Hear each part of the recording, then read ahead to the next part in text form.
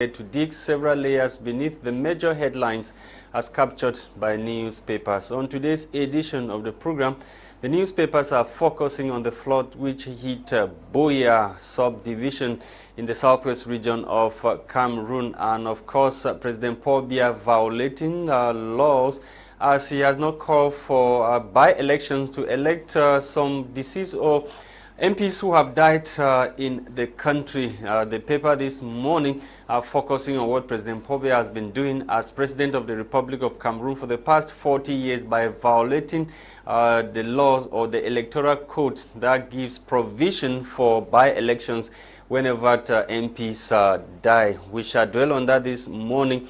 And also the flood, I've talked about the flood and of course the Anglophone crisis, some rights violations being witnessed in the northwest and southwest regions of Cameroon by separatists and uniform officers. The newspapers are equally interested in some of those violations this morning. Etape Quentin is joining me as usual to read the headlines in the French language newspapers. Bonjour Etape.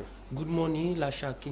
La presse est densément variée ce jour. Mesdames et messieurs, bonjour à tous et bienvenue dans cette grande revue de presse bilingue de votre émission Débrief, édition de ce mardi 21 mars 2023 sur Ma Média Prime Télévision.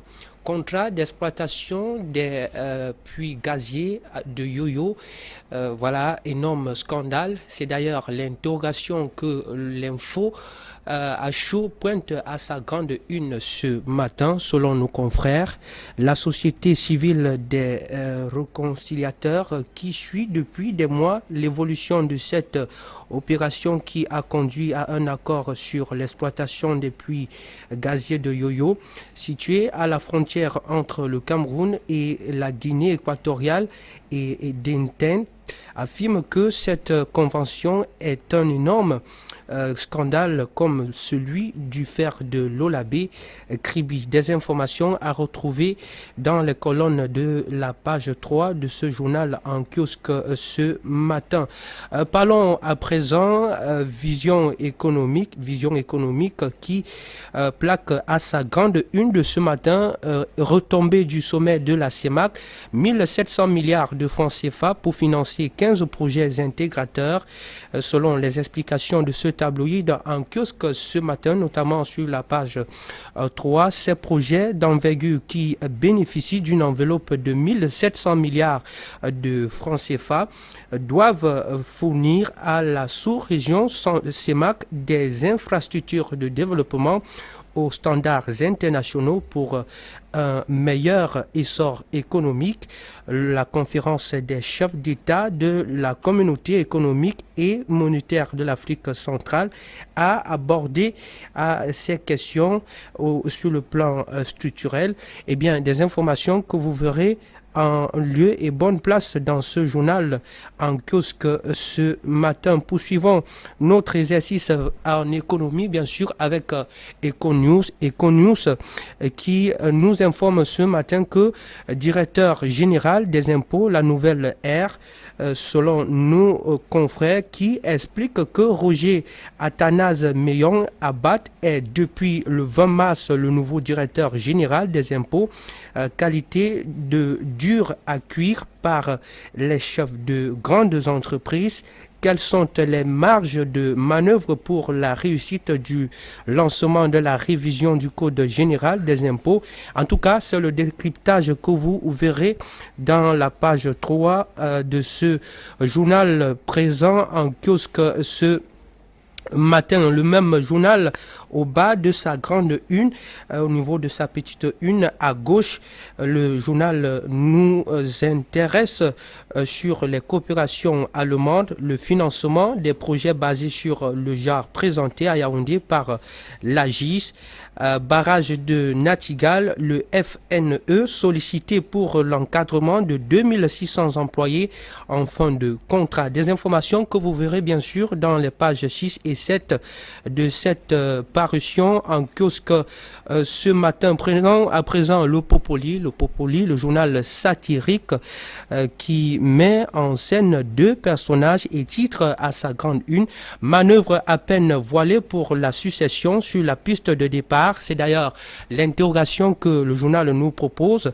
Et puis, si l'on tente de lire ce qui se trouve dans les conversations, on voit peut pas ma note donne ma note. Joli sourire, cravate rouge comme papa, il va falloir être plus présent afin que tu restes dans les esprits.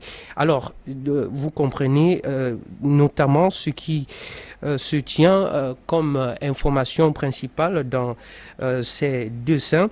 Eh bien, après le Popoli, on entre en bonne place dans le domaine de la santé, bien sûr, et naturellement, avec le quotidien vert éco-santé qui revient sur la chirurgie laparoscopique et met à sa grande une de ce matin: la Belgique approuve les workshops de l'hôpital référence de Sang-Mélema, selon des explications développées plus loin dans la page 13 de cette parution en kiosque ce matin. Les deux workshops réalisés par l'hôpital de référence de Sang-Mélema en 2023 ont été approuvés le 15 mars 2023 par le groupe de direction de l'accréditation de l'Institut national d'assurance maladie et invalidité. Le travail remarquable du professeur Dominique Noix et ses collaborateurs à l'hôpital de référence de Sang-Mélema vient ainsi bien sûr essuyer le Cameroun, essuyer les problèmes que le Cameroun est confronté dans ce domaine. Par conséquent, les étudiants européens peuvent désormais valider leur formation en chirurgie laparoscopique au sein de cette formation hospitalière.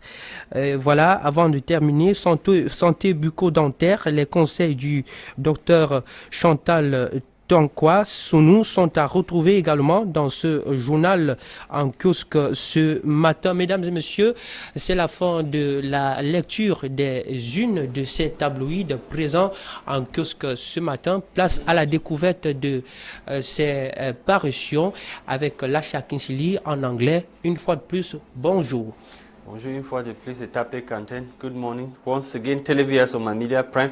Let's kickstart this morning with the Sun newspaper. The Sun newspaper is focusing this morning on the reorganization of the basic organs of the frontline opposition political party, the Social Democratic Front, SDF. This morning, the paper tells us that SDF reorganization in full swing. Tebong George Mbaku wins in Tiko, commits to bring all militants on board, and former Deputy Mayor Nsah to lead Douala 3 as some CRM militants join the political outfit. Former Deputy Mayor Paul Mabanga emerges in Douala for Bunaberi, and of course Centre Regional Elective Conference built for Saturday. You can get full details on the reorganization of the basic organs of the frontline opposition political party, the Social Democratic Front, in this edition of the Sun newspaper. Despite row over paramountcy, mammoth crowd at Justice Benjamin Eto'o's coronation as paramount ruler of the Bakundu tribe in Meme Division. Full details on the coronation in this edition of the Sun newspaper. Bloomfield Investment Awards A rating to Douala Autonomous Port. Get full details on the rating that was attributed to the Port Authority of Douala shortly after the financial audits in this edition of the Sun newspaper.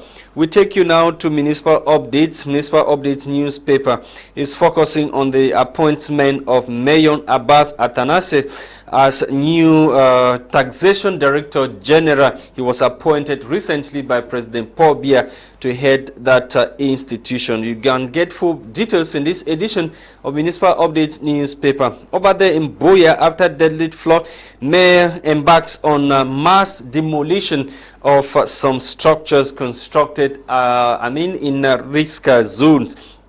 Get full details on the action that is being taken by the mayor of Buea in this edition of Municipal Updates newspaper. The flood which led to the death of 2 persons and several other structures destroyed by the rains that took the city of Buea a bed recently. Get full details in this edition of Municipal Updates newspaper on what the mayor and other local administrative authorities are saying and doing as floods hit that town in the southwest region of Cameroon. We take you now to the Guardian Post newspaper to talk about the National Assembly of Cameroon lawmaking chamber where President Paul Biya violates laws, writes the Guardian Post newspaper. President Biya is yet to call for by-elections to replace 12 MPs who have died within the current legislature as provided for by the Electoral Code of Cameroon. Digging further, President Paul Biya 90, often projected by regime apologists as legalist par excellence, is being fingered by Cameroonians as a bare-faced violator of some laws of the land. Biya, who has been at the helm of state since November 6, 1982, has come under scathing criticisms from millions across the country. The veteran leader, described by critics as permanently holidaying head of state, is being faulted for failing to convene by-elections in constituencies where some lawmakers have died as required by the country's electoral code. This he has been doing for the past 4 decades of his leadership as President of the Republic of Cameroon. Still in this edition of the Guardian Post newspaper, Taxation Department gets new Director General.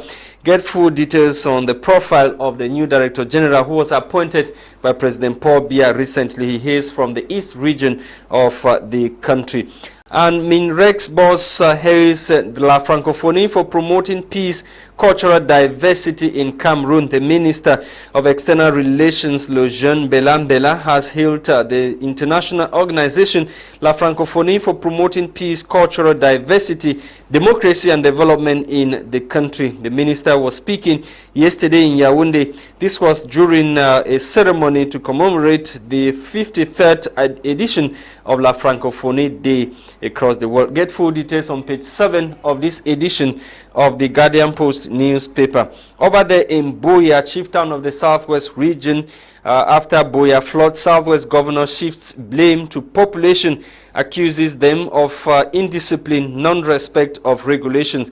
Digging further, the governor of the southwest region, Bernard Okalia Bilai, has blamed the population of Buea subdivision for being at the center of the damage that resulted from the floods that hit the town over the weekend. He blamed the population for indiscipline and their refusal to respect laws and regulations concerning the construction of houses and respect of nature or for nature. Full details on page 7 of this edition of the Guardian Post newspaper. Thank you so much, televiewers of My Media Prime Television, for watching this other edition of the program this morning, or listening to headlines being read to you by Etape and myself. We are back in the studio to continue with our discussions. Before that, we want to let you know that our lines are open for you to talk about or to give us your contributions regarding some of the major headlines that the newspapers have for us this morning. We are talking about President Paul Biya, who is being accused of perpetually violating laws or the electoral code of the country since he came to power 40 years ago. Some members of parliament, MPs of the lower house of parliament, have died, and as provided by the electoral code, President Paul Biya is supposed to call for by-elections to replace those MPs who have died. But President Paul Biya has not been doing so, as per what we are reading in the Guardian Post newspaper this morning. We are also talking about the demolition exercise that the mayor of the city of Buea is embarking on shortly after deadly floods that hit the city recently. And of course, mining of natural resources in Cameroon, cases of some areas in the country where the laws or the regulations in force are not being respected when it comes to the exploitation of these natural resources. You can call us on the numbers that you have on the screen and tell us what you think. And we are told by our producer that Alex Ndive, Maitre Alex Ndive, constitutional lawyer, is joining us on the line to UK this morning. Good morning, Maitre Alex, and welcome to the program.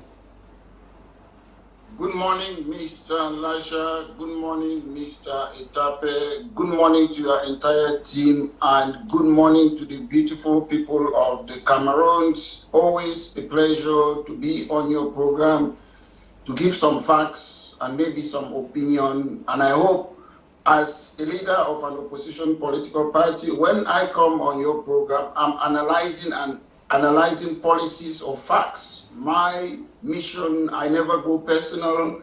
We have crisis in Boya now. We have issues as we talk about the president violating the law.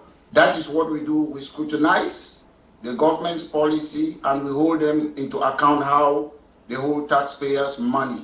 That is how it works in democracy. Thank you very much for bringing me to your program this morning. Okay, Maitre, we begin vividly with what the Guardian Post newspaper is saying regarding the law-making chamber where President Paul Biya has been violating the law or the laws for over 40 years now. 12 MPs have died so far. We are talking about the current legislature. 12 MPs have died so far, but the President Paul Biya we are talking about has not called for by-elections as provided for by the Electoral Code of Cameroon.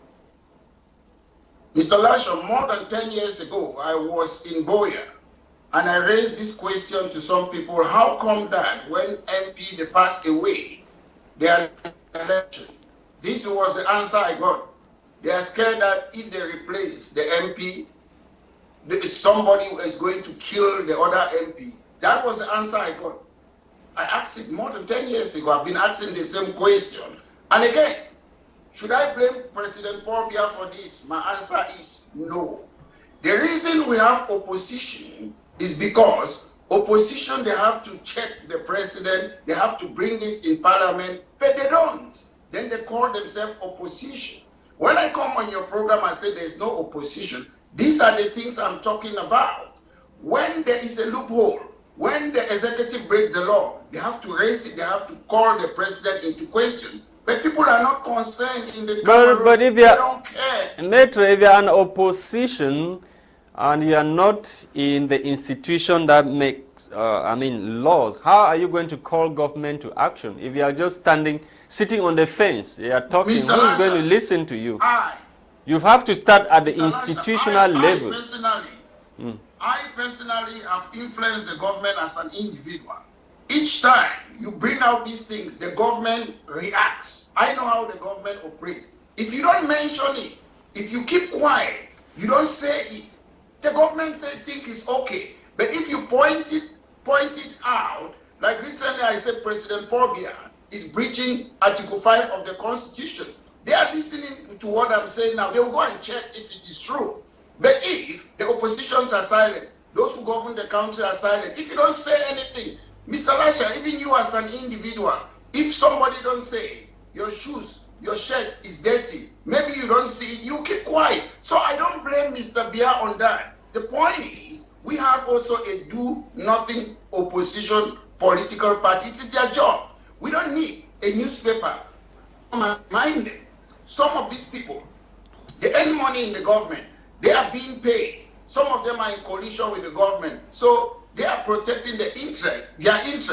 That's why we have conflict of interest in the Cameroon. Because it doesn't need a newspaper to come and say it. It doesn't need Maitre Mola Alex Nsah, who is not a paid opposition, to come and bring these things to the public. At the end of the day, if they are quiet, they don't say anything, Mr. Biya doesn't care. And again, it brings this point, what I've always been saying, and other international observers have talked about it, that the Parliament of Cameroon is a rubber stamp. If members of Parliament could pass away and they don't replace them. What it means the function is useless. What nobody is there. When you say rubber stamp, and that's why when you say rubber stamp parliament with the swelling majority of the ruling CPDM party, what do you think the opposition can actually change when it comes to influencing how things are done at the level of the National Assembly? Mr. Lasha, the opposition can change a lot of things. As I say, 17 MPs when against... you challenge people, you challenge opinion. Listen, let me answer your question. People can change things by just talking. If there is a law in Cameroon, like what we are talking today, the electoral code, is it Article 155, 153, and 154, which says that the president have to recall, or the president have to organize election by election. So, have you ever heard a single opposition leader talk about it, to mention it in paper? No, they don't say anything, because most of the members of parliament in Cameroon, they too, they don't know the law. Majority, I'm not making it up. Look at their background and whatsoever. They just think being a member of parliament is honorable. It's about looking at laws. It's about amending laws. But most of them, they don't know. They are just there to earn money, to receive their salaries. That is why they are there. That's why we need serious people. I want to encourage a lot of lawyers in the Cameroon. In the Western world, if you see, more than 60–70% of politicians are lawyers, because you go to power there is to make laws. It's not to receive wages and go and sit quiet somewhere. So it is very important. To me, I wouldn't really blame Mr. Biya. Even in the Western world, if you don't tell, like former Prime Minister Boris Johnson, that you are lying, he will keep on doing what he's doing. The opposition is there to check the government. It is their job. It is their duty. But when you look at the opposition, I would say Mr. Biya is more smarter than the opposition. And when they come, as I say in Cameroon, it's personality call. If you want to go, they are going for beauty contest. Mr. Biya will always win. So at the end of the day, most of the opposition, they do nothing political parties. Okay, let's go back to Buea to talk about the flood which hit that part of the country over the weekend. The governor, according to what the Guardian Post newspaper is telling us this morning, Southwest Regional Governor Bernard Bilai has shifted the blame to the population, accusing the population of not respecting building or regulations in place. And so what do you have to say? The local administrative authority blaming the population for what happened? Mr. Lasha, I'm very disappointed with the governor. Why? Yeah, the name is what? Governor. Governor. And when you come and blame the population, it's a sad thing. I think you said the population is indisciplined. They don't respect regulations. Mr. Lasha, if you allow me to learn to answer your question, governor, government, govern, it means, do you know why we have government, governors, and to govern? Do you know what it means?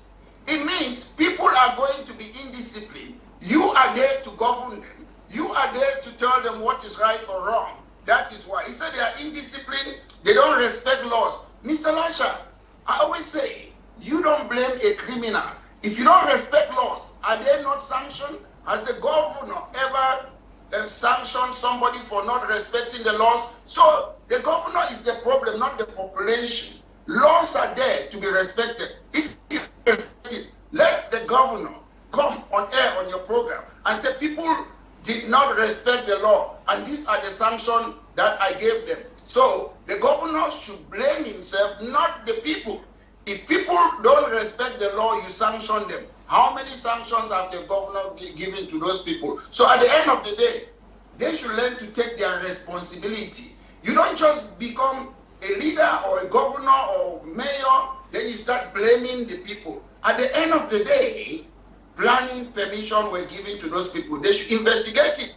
And what I will tell you on your program, as they keep on blaming the population, those public authorities, some of them might have committed what we call manslaughter, involuntary manslaughter, Because if you give a plan for people to construct there, you have to see the possibility, the consequences. Can it lead to something? Is it possible that we could have flooding in Boya? The answer is yes. So there's a possibility of a crime, and I believe it should be investigated than public officers to be blaming our population. Now the mayor is embarking on mass demolition of some structures constructed in areas that are risk zones. And that is what we call, that's why I say all of them. Mr. Lasha. And although that, let me land, Metro, and the population, to the citizens who are living around those areas, some of them are complaining that they have been abandoned, they've lost a lot of properties, and government should come to their aid. And this time around, some people will be evicted from where they have constructed their homes without any other alternative for them. Mr. Lasha, the government should be proactive, a good government. They are reactive. They are reactive now based on what? Flooding happened in Boya. What are they doing? They are reactive. That's bad governance. You can foresee these things. And again, he's going there, he's demolishing houses. You don't do that. You go and serve them either eviction notice, it goes to the court. You don't just go there and start demolition. It's illegal. You don't do those type of things. It doesn't matter. If I go somewhere, I construct a house, it's illegal. You have to serve me with a notice. Is it 1 or 2 days after when this thing happened? What are they doing? Demolition. You don't do that. That's dictatorship. You go to court, you ask for papers, you serve them that you're going to demolish this place on A, B, C day. Then the government, then the person comes to court, maybe they agree that they're going to evict them from there. That is how it works. You don't just jump reactive. Those are signs of characteristics of dictatorship. You don't do that. And that's why when we have public office, we should put people there who know what they should do. The population are sovereign, and you don't deal with them like that. This is a desperate moment, Maitre Alex, and desperate times need desperate measures to be taken. Where is the time for the mayor and the rest to be going to court and try to issue? They have to save the population. Mr. Lasha, the population has to be saved first. Mr. Lasha, the flooding have already passed. What we call, you say you're selling after the market. So why are you demolishing it now? Maybe there's not going to be another flooding for about 1 week, 2 weeks, 1 year, 2 years, 5 years. So why is he selling after the market? That's my point.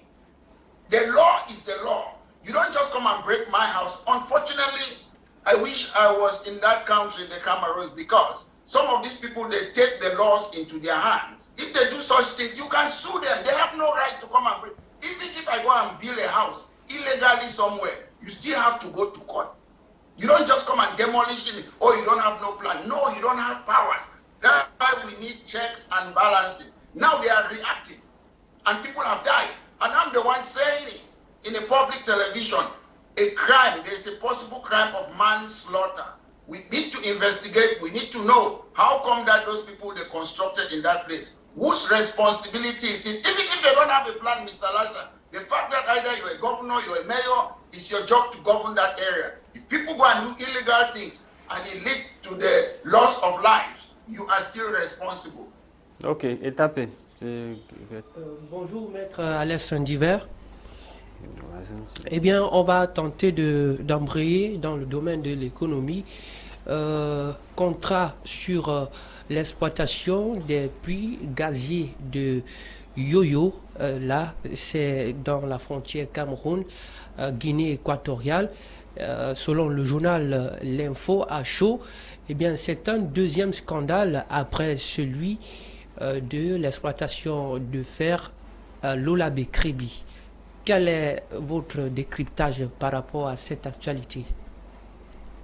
Yeah, Mr. Etape, yes, the first one, contract to exploit gas in Cameroon, Equatorial Guinea. When I look at those things, I'm a little bit concerned because to exploit gas and electricity, gas and oil or whatsoever near the borders between Cameroon and Equatorial Guinea. When I look at the government of the Cameroon, have they got that technology power to do that? Because if you look, they cannot do simple things like a motorway and other amenities, basic necessity, electricity, good roads, a hospital. Have they got that technical know-how to exploit gas and oil? Metro Alex, probably you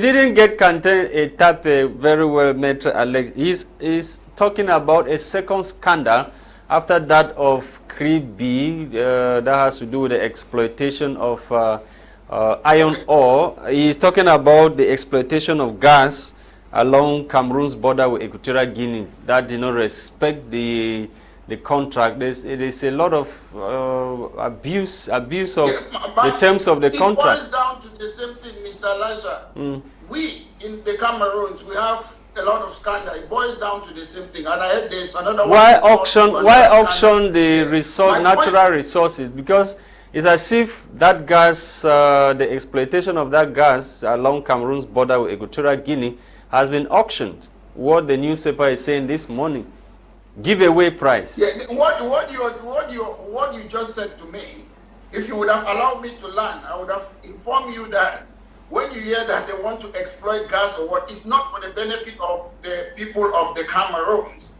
It's going to war. You see, we have what? We have Quentin. Hear about gas exploitation. It's about the Western people. It's contract for them, not for our people. So that's what I was supposed to say next. So I don't get excited when I hear about they want to exploit gas or whatsoever, because at the end of the day, the people who are going to benefit from it are the Western people, not the people of the Cameroons. We are just going to come there and work as laborers while they make the money, just like Quentin. And again, we always have scandals in Cameroon because at the end of the day, we don't have people who can check these people. There's no checks and balances. So it's one person who is the executive, the legislative, and the judiciary. So there will always be scandal. Nobody can investigate himself. You cannot be a footballer at the same time you're a referee. That's how we function in the Cameroons. So we'll always be having that scandal. It will never stop until we reform our constitution and give power to the judiciary, the legislative, and the executive. We separate those powers. If we don't separate it, there will be scandal upon scandal. There will be COVID-gate, Olembe, you name the rest. It will never stop. I'm sick of hearing scandal upon scandals because today, people don't have national interest in that country. They care about what goes into their pocket. Maître, comment faire pour éviter ces nombreux scandales qui sont toujours observables dans les contrats, les signatures d'exploitation de nos ressources naturelles au Cameroun? So how do you prevent such scandals that are often seen in the terms of the contract when the people are drafting contracts for the exploitation of Cameroon's natural resources? You always have those terms. I already gave you an answer that we need checks and balances. And I'll tell you something that most Cameroonians, they don't know. In Cameroon, we mix state and business. It's the same thing. They don't change it. And if you look at Cameroon, you look at the characteristics of a communist state. Cameroon is a communist state. Why I say so? Communist state, some of the characteristics are state ownership, centralized ownership, common good, and you have control ownership, and you have one-party system. When it's one-party system, I mean one party have taken the majority, so the other ones, you don't count them. If you look at communism, that's what's happening in Cameroon. We don't have a real market economy in that country. But most people think, oh, we are democratic, we are this. I look at those characteristics and we are in a socialist state where the state controls everything.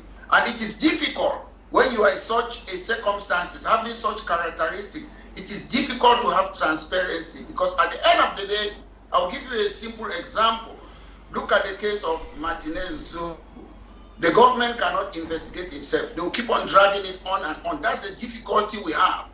The government, we don't have separation of power. We don't have checks and balances. And insofar as anything in the country, it has to go to one person in a 2D, it will always be difficult. We'll always have scandal upon scandal because when certain files, they fall in front of President Paul Biya's desk, they look at it, oh, it's my close person. It's a close friend. What happens? It dies there. That's the problem. So scandals will always happen.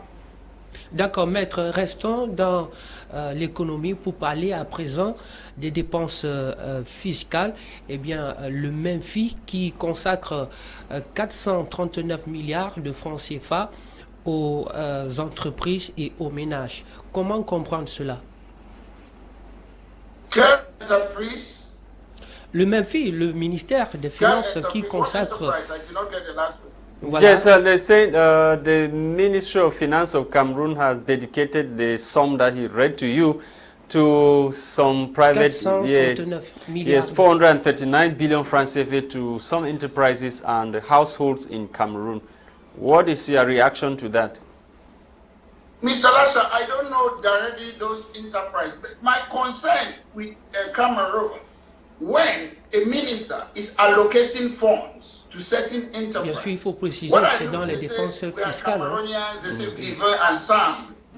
How do they choose to select certain enterprise in the Cameroons to give them money? What do they do with somebody who is in Oshe or Kikakilaki or Mve or other parts of the Cameroon? So I don't understand how they allocate. I'm not really concerned that they have given it to an enterprise. My concern is they say we are a country. How do they make decision to say we are going to tar the Kribi Road without saying we are going to tar the Ban, without saying we are going to do a road in Ja Elobo? So that's my concern. So is the problem not coming? Is the problem not coming from the level of the National Assembly? Because all those things are contained in the public investment budget decided by members of Parliament who validate this budget during November session of Parliament. So who is to blame? Is it not the MPs? Me, Mr. Lasha, what you're saying to me is that if I'm a parliament in Donga Manto, I will not say they should construct a road. The question now, if you say they should construct and it is not taken, if you say and it is not taken into consideration, who is to blame? If you say and it's not taken into consideration as a member of parliament, you tell yourself, what am I doing in this house? And you walk out. That's what you should do. Rather than staying there, working against your people, for doing nothing. Okay. Metro Alex, let's talk about the Social Democratic Front Party, SDF. The reorganization of basic organs of that political formation is still ongoing, and recently we had the leader emerging from, or leaders emerging from Tiko, Douala 4 subdivision, Douala 3 subdivision, and we are hoping to have that of the center region this Saturday. What do you have to say to that reorganization coming shortly after? Lasha, that word, the last time I heard that word, is what I would describe what they are doing, old wine in a new bottle. That's what I would say. And if you are an opposition leader, where you see your prowess is by winning election. The last time I heard that word reorganization, it echoes the national reorganization in Argentina, a military junta dictatorship in 1976 to 1983, supported by America. So when they keep on metamorphosing, changing something, it's not important. Election have come and passed. Then you're reorganizing what? They are saying that for future elections, we see have future. We have future elections in Cameroon. Elections are forthcoming. Parliamentary, presidential elections. Mr. Lasha, it's not about reorganization. It's not important. What is important, which I've never heard from the SDF for the last 30 years, what are you going to do with the economy? What are your educational policy? What are your health policy?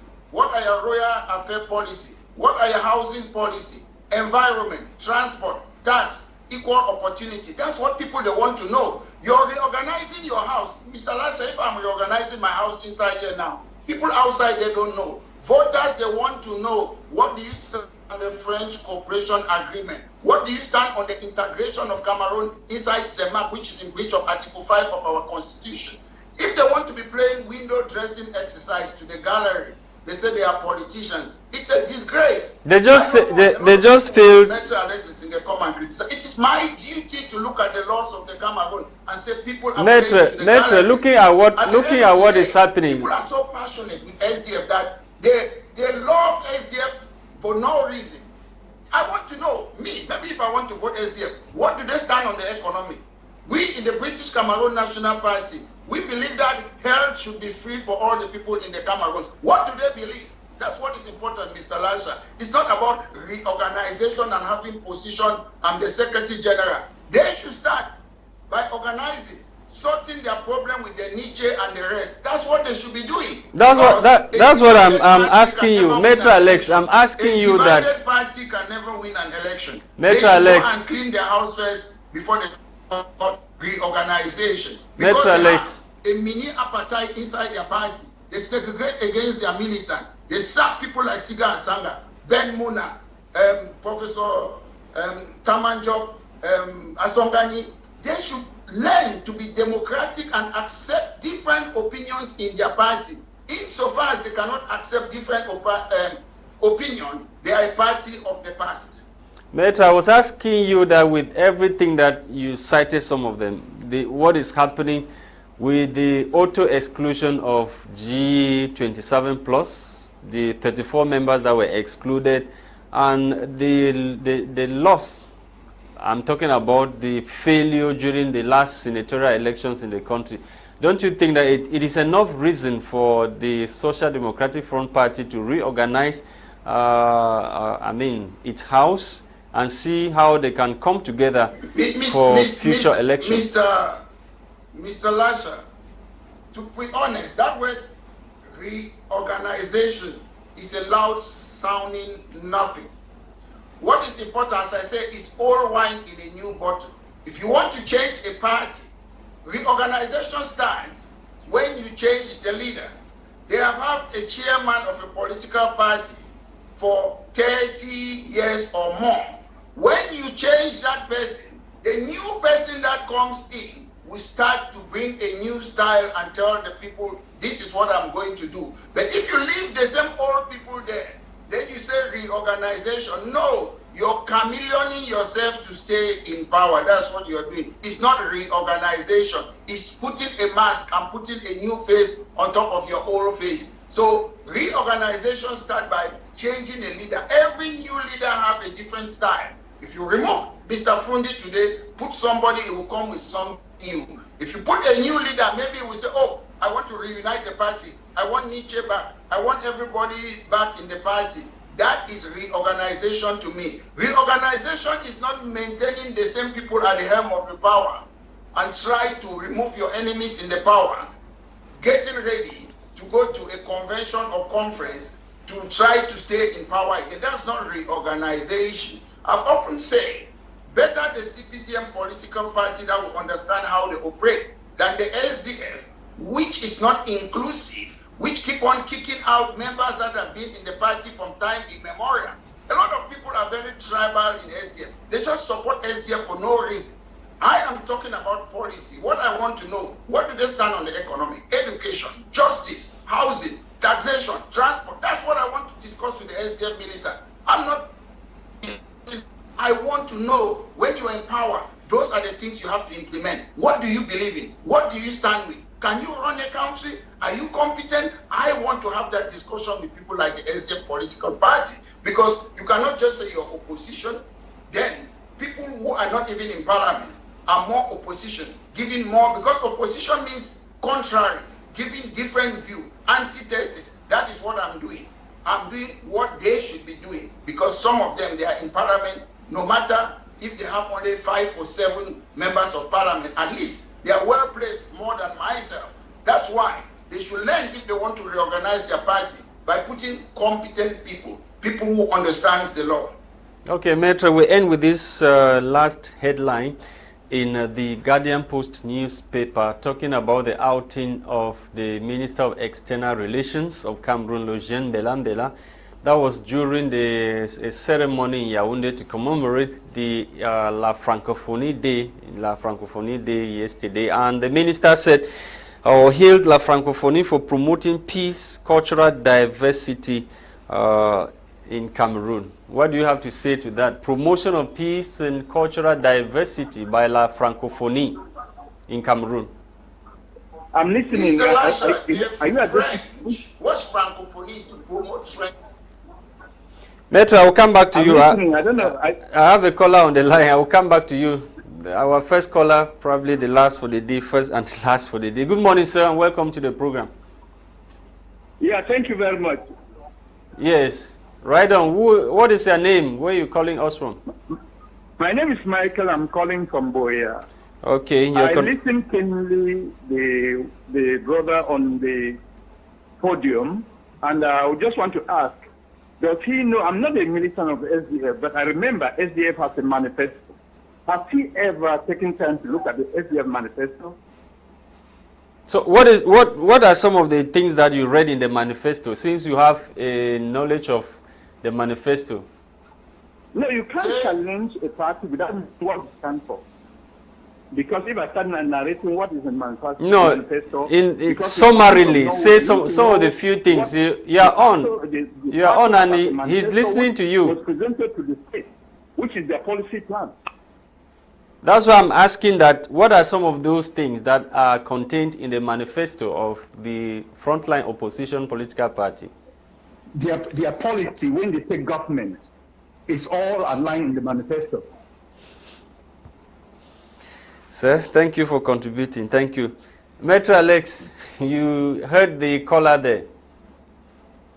Yeah, my point is, I have seen when you want to create a political party in the Cameroon, they will ask you to talk about manifesto or policy, which is nothing what I'm saying. You don't write a literature. Communal liberalism is not a manifesto. Manifesto is if I'm elected, the president of the Cameroon or governor or mayor, example, health system is going to be free.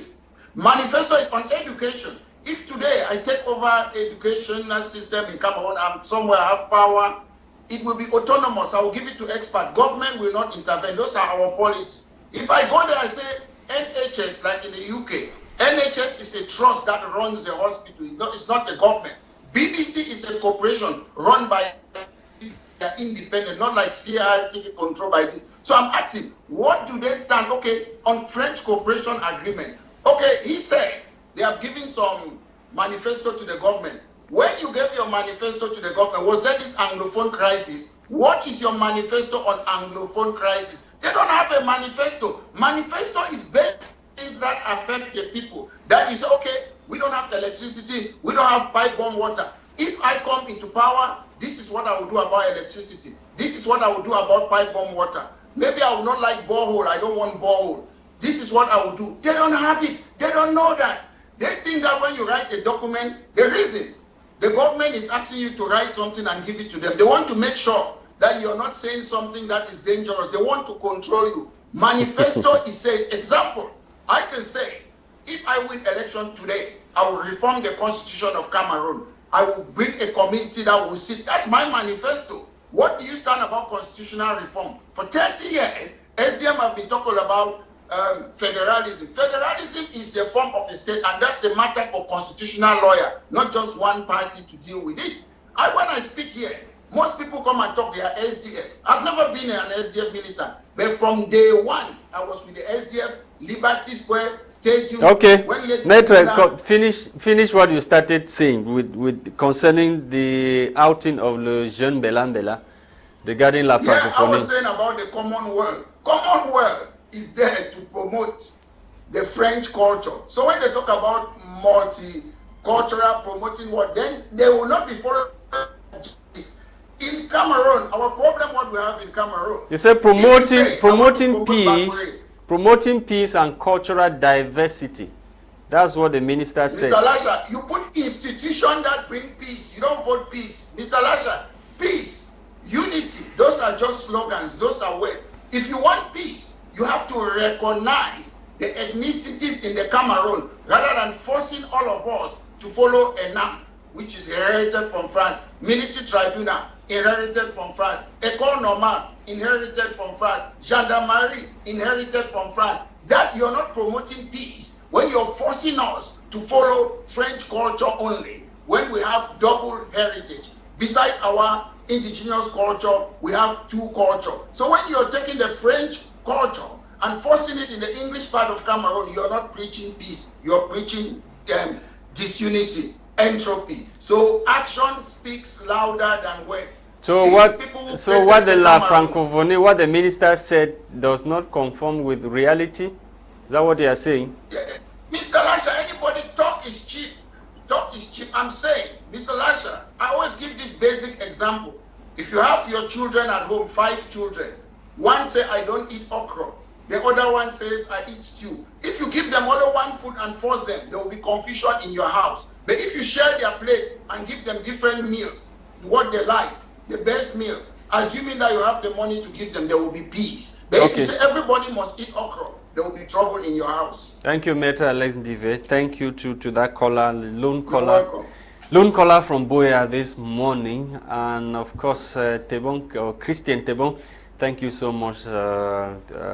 Stefan, behind the cameras. And of course, Etape Quentin was here to assist me with the presentation this morning. We are hoping to be back tomorrow with more on what the newspapers must have said in Cameroon. And that will be with a new team, experts who will come to tell us what they think about what the newspapers must have said in Cameroon. Bye-bye from this end.